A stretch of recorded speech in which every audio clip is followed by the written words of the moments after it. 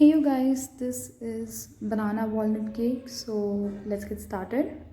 I've added mashed bananas and sugar, vegetable oil.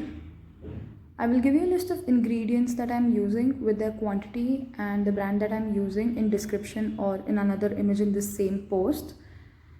And this is vanilla essence. So you keep mixing this. If you have ever dealt with emulsions, then you could relate to this more. These seem to be two phases and you need to keep mixing them till they become a uniform blend. It takes around 4 to 5 minutes of continuous whisking. I've made this cake around 3 to 4 times with different flavors and it has always turned out to be really tasty and really good. Just yesterday I had one sent to my neighbors and have got really great review on the cake. So the bananas that you are using, ensure that the bananas are ripe. Let them darken, let them get a few spots or turn black in color, as this gives good flavor. Make the blend uniform and try to make it less chunky. If you come across any hard particles like fibers or the ends of the bananas, then do take them out because the batter needs to be really consistent. These are the wet ingredients and now we are going to add dry ingredients. That was wheat flour. I'm using Ashirvad atta. Post this, we are going to add baking soda, baking powder and salt. Not the walnuts, we'll keep that for later. The mixing becomes difficult now as it becomes more thick, rugged and it takes more effort. So the method that I'm using here is the cut and fold method. You take the whole batter and twist it and cut through the half of the batter. This ensures uniform mixing and it takes less effort.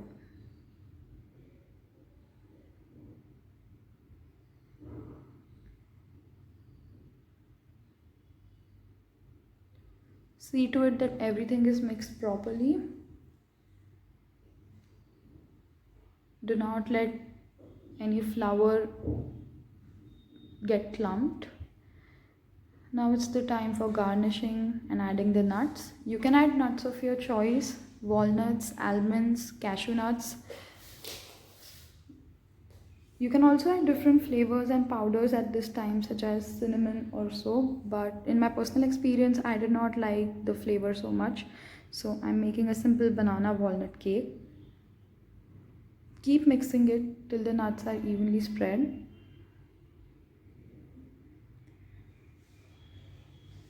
Now it's the time for greasing the pan. We are only going to grease the pan. We are not going to dust it for this cake.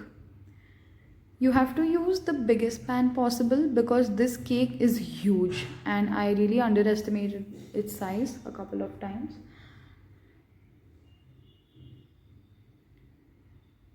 Once you're done greasing the pan, it's time for pouring the batter in it.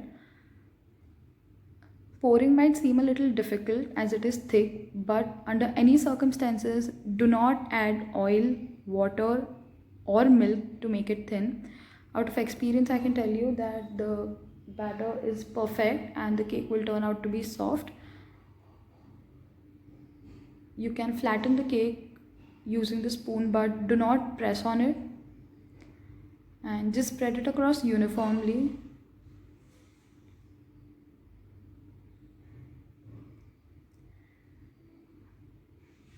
Once you are done with putting the batter, it's the time for garnishing, else you can bake the cake right away.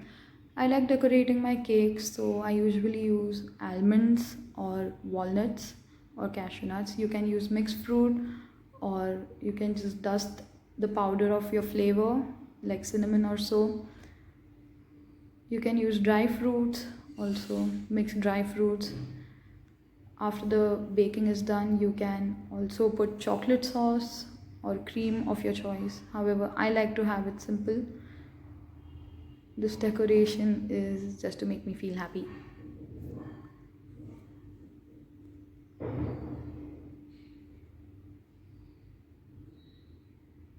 After we are done with the garnishing, I'll let you know how to prepare the cooker, because I do not have an oven, so I'm going to bake this cake in a cooker. You switch on your burner and keep it on high flame. Place a cooker on it. In this cooker we are going to add salt. I'm using Tata salt. So this is the third time that I've used it. You can keep recycling. You can add more salt. Just spread it across uniformly at the base of the cooker.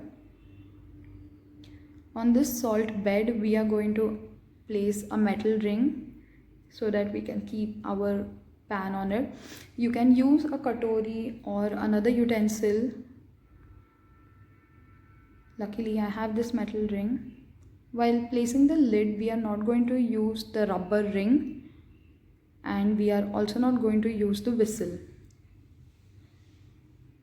You can place it inverted, or you can simply lock the cooker loosely, and you have to let it rest for 10 minutes. I have locked the cooker later on, so it's been 10 minutes. I check the nozzle and I see if warm air is coming, or if I feel warm currents. If that's the case, then you lower the flame. You take it down to medium. Once you are done with that, gently open the lid and you can place your cake pan inside. Do use mittens or a towel to place it. We are going to close the cooker and we are going to keep checking if the cake is done. So this takes around 30 minutes to an hour. After 30 minutes or every 15 minutes, you can open the cooker and dip a thin knife or a toothpick or a skewer and check if the cake is ready. The way to check it out is, if you open it, you can dip the instrument in it and see if it's sticky. If nothing sticky comes out, then your cake is ready, if you have a clean knife. So I'm taking out the cake and that's how it looks. The color can vary. I have had colors from yellow to brown to hazelnut color, so it totally depends on, I guess, how ripe the bananas are, but also for how long you cook it. I suggest using mittens. The cake is hot. I burned myself. So the way to remove cake is you scrape off the edges like I'm doing, and you tap the utensil a bit so that the cake loosens from the pan. You can invert it in another plate and add dressing of your choice, or you can simply just cut it from the bowl and eat it. So I'm going to cut it and eat it. Please be careful, else you will burn your hands or yourself. So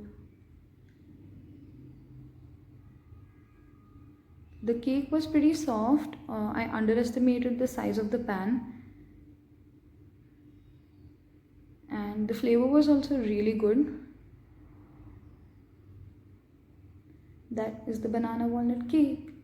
So it was great consistency. Let me know how yours goes. Thanks.